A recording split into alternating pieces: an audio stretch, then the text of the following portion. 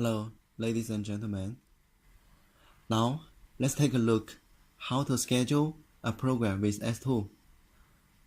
First, we need to make the program into different scenes according to the schedule. Let's make a program here. The first one, we make a full screen and loop play. Let's make this one into the first scene. First, delete its rotation parameters. Now it's full screen now. And now we want to make it loop play. How to make it? There is a go-to function there.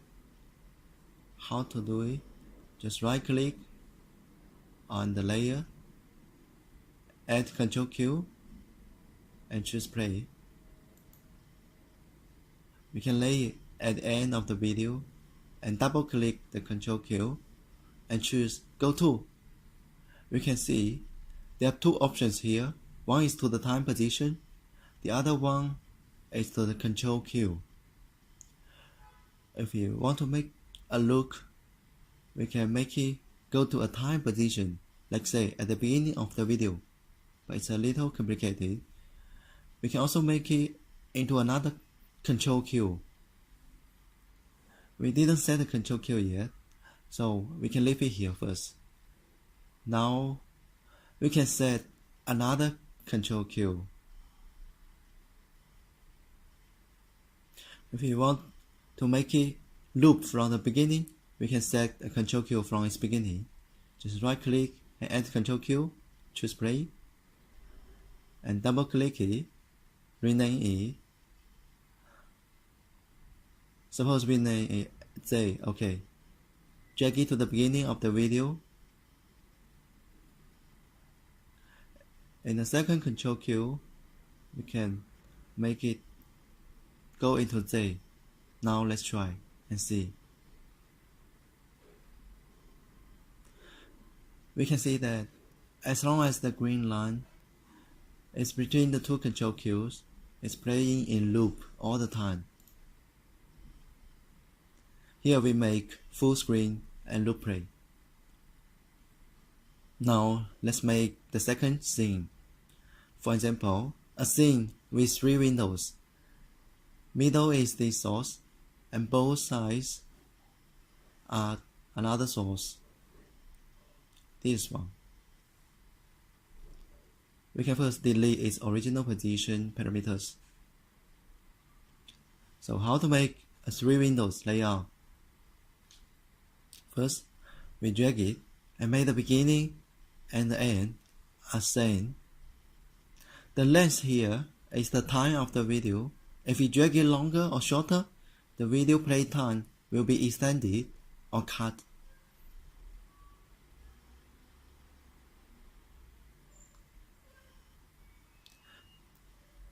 Then we can set the layouts into 3 windows by adjusting the effects. We can select the video and double click on the zone green line and change its parameters. Suppose we make it into 920 and 1080 and lay it in the middle. The second source, we can also change its parameters, let's say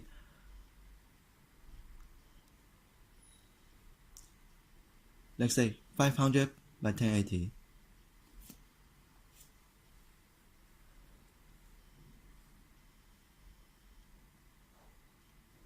Okay, and lay it on the left. And we can add this source again, or copy and paste it here, and change its resolutions and positions, same as before.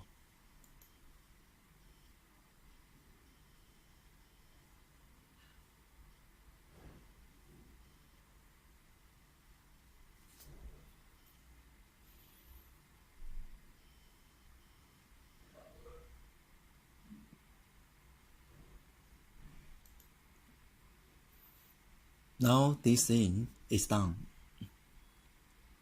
with the 3 window. We can also make the third scene here. Suppose make a full screen and above it we make a small window. Just make a size smaller window. For example, make a 500 by 500 window here. We can select this file, double click and change its parameters into 500 by 500.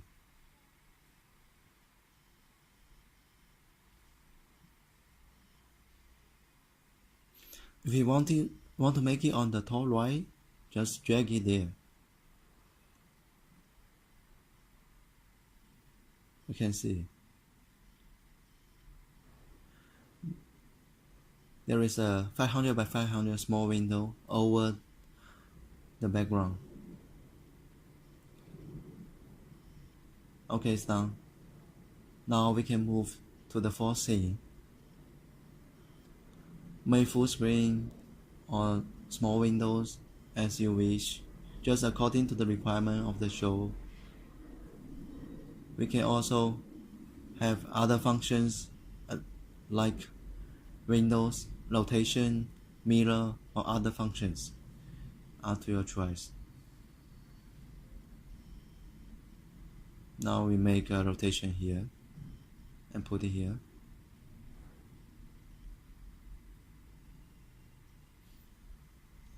Now the fourth scene are done. All the four scenes are finished. During the event, we need to do the switching between these different scenes. How can we do the switching? There are several ways to do it. The first one is by shortcut key. We can add shortcut key on the layers. Just right click, add Control Q, and double click, and rename it with a letter, let's say S, and drag it at the beginning of the scene. Let's try now. If we press key J, it will jump to the scene J. If we press X, it will jump to S. If we want to make more, we can do same on the rest scenes. We have another way of switching, that is to make all the scenes into the insert programs. Here, insert program. For every insert program, it is an individual timeline, and every timeline they have a super and lower level relationship. The upper timeline will overlay the lower timeline, and the main timeline here is at the bottom level. Then we can schedule the scenes into the insert programs. For example, the insert program 1, we can cut this scene and paste into it.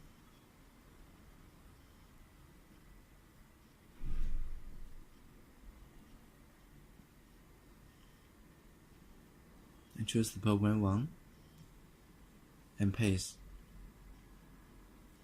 Now it's done, which means the insert program 1 is okay. Same we can also do for other insert programs.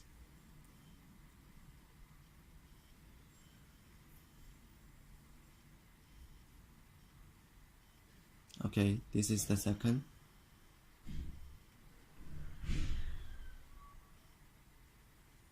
Same we can do for the third.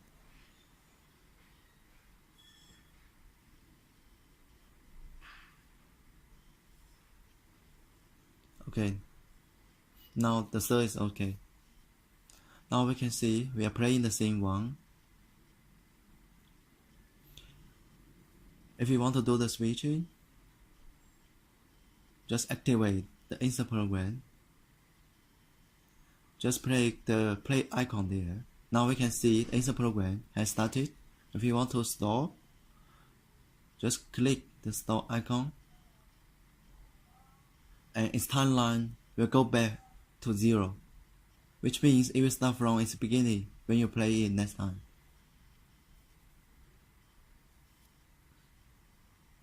This is how to do switching by the insert programs.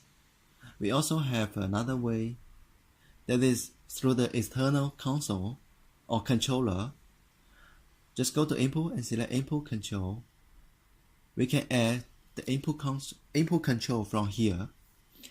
We can add MIDI control and DMX512 control from here. As you can see, here we make an example of MIDI here. Just click MIDI here. We can rename it. The name can be any words or letters, but it cannot accept numbers or a small letter E, because the name will relate it to the internal calculation, so it cannot accept numbers. So here we name it as AA. After click Learn, we can push the T-bar of the MIDI controller. You will see here the channel and number will be added here automatically. Here we already connected. We can already see the MIDI controller. If we want to control the insert program 1 by T-bar, we can put the name AA into the trigger of the program 1.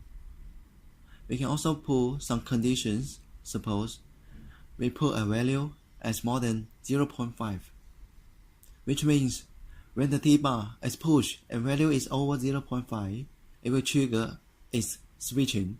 If less than 0.5 is not activated, switching will not be done. Others also do same. We can add another media controller and rename it and put the name into another program trigger. Now we can see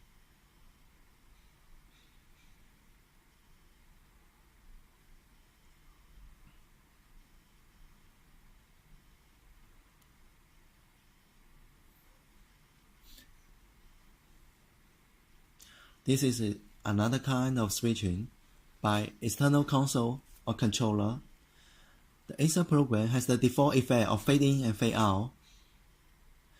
The setting is on its backside behind. We can see fade in fade out time here.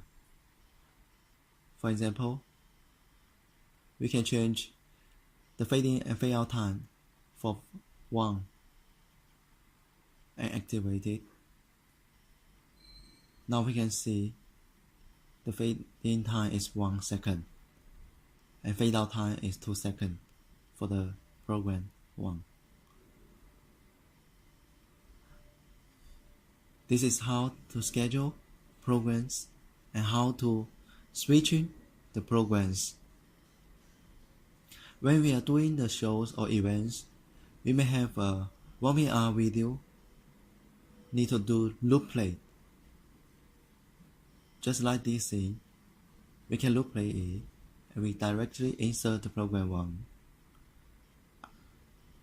After finish insert program 1, it will come back to the 1VR video.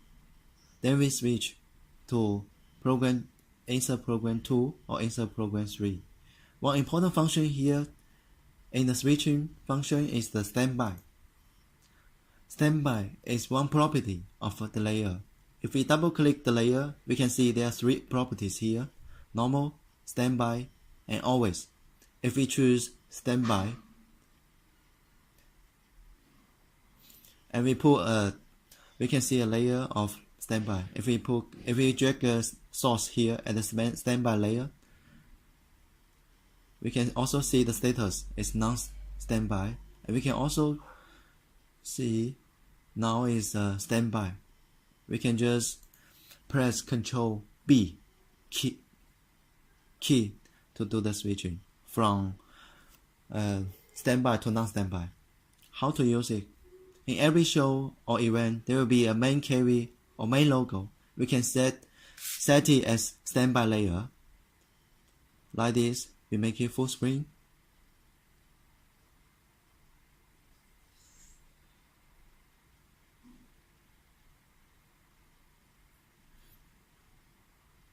And we switch to normal timeline.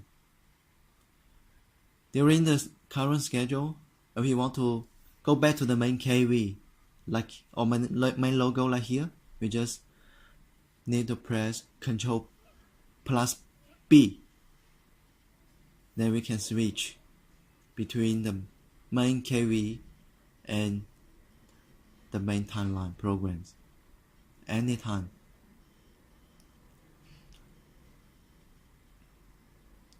Suppose we have 3 things here. Now if we want to insert the main KV into each of the scene, we can play scene 1 and switch it into the main KV.